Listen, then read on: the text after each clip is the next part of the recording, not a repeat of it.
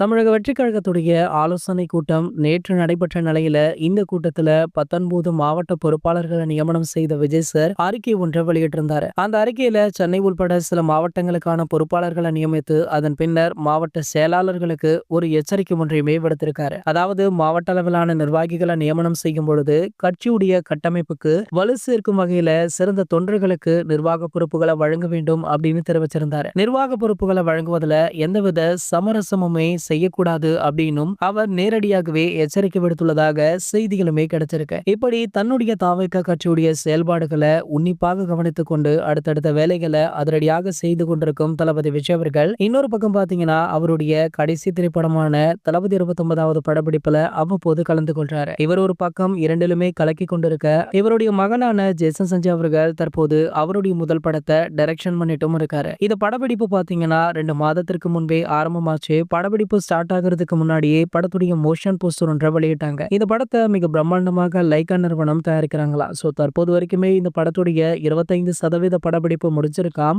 இந்த படப்பிடிப்பை முடித்த கையோடு படத்துடைய ஃபர்ஸ்ட் லுக்குடன் கூடிய ட்ரீசரை வெளியிடலாம் அப்படின்னு படக்குழு பிளான் போட்டிருக்காங்களா. அதன்படி பாத்தீங்கன்னா இந்த ட்ரீசரை தளபதி விஜய் அவர்களுடைய கையால தான் வெளியிட போறாங்களாம். ஆகையால கண்டிப்பாக படத்திற்கு ஒரு மிகப்பெரிய மார்க்கெட் இருக்கும் அப்படின்ற மாதிரி படக்குழுவுமே பிளான் போட்டிருக்காங்க. இது போன்ற நம்ம தளபதியை பற்றி வெளியாகிற அனைத்து செய்திகளுமே நீங்கள் உடனே தெரிஞ்சுக்க நம்மளுடைய தளபதி 360 அப்படின்ற நம்ம சேனலை சப்ஸ்கிரைப் பண்ணிக்கோங்க.